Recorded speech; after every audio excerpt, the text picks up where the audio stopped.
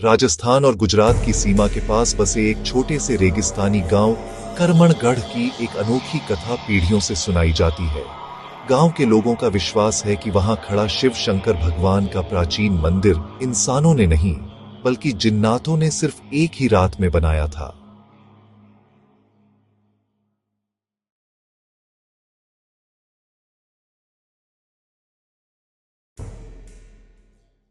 करीब 200 साल पहले करमणगढ़ के बाहर एक ऊंचा टीला था जिसे लोग मृतभूमि कहते थे।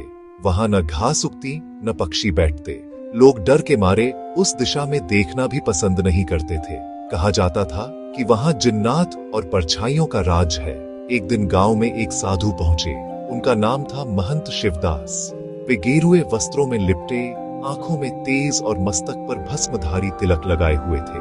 वे टीले को देखते ही बोले, यह शिव भूमि है, इसे श्मशान या मृत भूमि क्यों बनाया हुआ है? यहाँ तो महादेव का धाम होना चाहिए।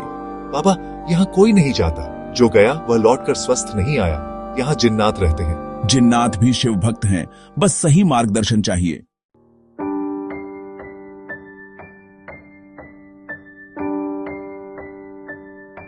महंत, जप गायन, महामृत्युंजय, रुद्राष्टक, विलेजर्स, ऑफ स्क्रीन। अब जिन्नात क्रोधित होंगे। यह संकेत है कि शिव यहां विराजमान होना चाहते हैं। बाबा, इसमें तो सालों लगेंगे, मजदूर कहां से आएंगे? मंदिर इंसानों के नहीं, शिव की इच्छा से बनेगा। उस रात पौर्णिमा थी। महंत ने शिवलिंग के पास दीपक जलाया और अकेले ही टीले पर बैठ गए। गांव में तेज आंधी आई, कुत्ते रोने लगे, बच्चे रो पड़े और आसमान में अनगिनत चमकती रोशनियां दिखाई दी। ऐसा प्रतीत होता था जैसे किसी अनजान लोक से सेना उतर रही हो। आधी रात के बाद आवाजें आने लगीं, जैसे कई 100 लोग एक साथ पत्थर काट रहे हों, लोहे पीट रहे हों, मंत्र गा रहे हों। पर गांव से कोई हिम्मत कर वहां तक नहीं गया। कहानी के अनुसार वही जिन्नात जो सदियों से उस टीले पर भटकते थे, महंत की तपस्या और शिवलिंग की शक्ति से प्रभावित होकर सामने आए।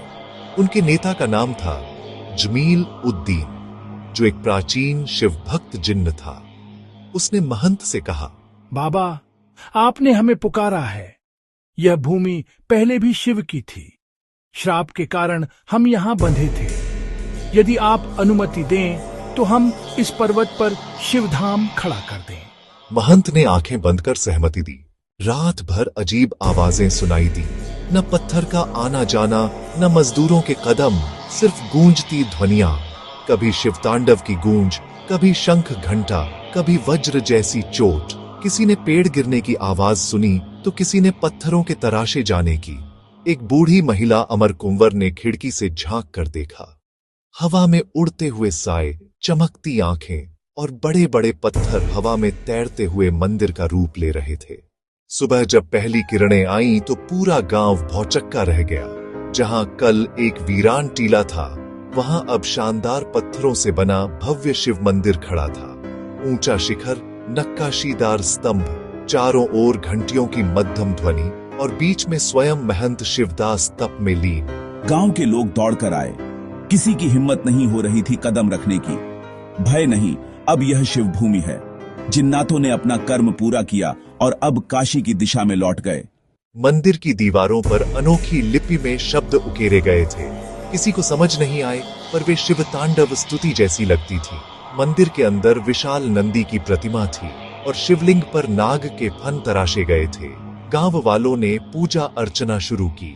मंदिर के पीछे एक गुफा भी बनी थी जिसे लोग जिन्न द्वार कहते हैं। कहा जाता है कि पूर्णिमा की रात उस गुफा से धूप और ध्वनि निकलती है।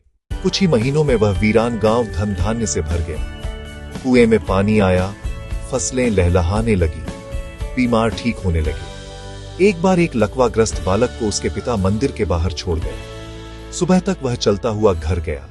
धार्मिक मेले लगने लगे। दूर दूर से लोग दर्शन को आने लगे। मंदिर का नाम पड़ा जिन्ननाथेश्वर महादेव मंदिर।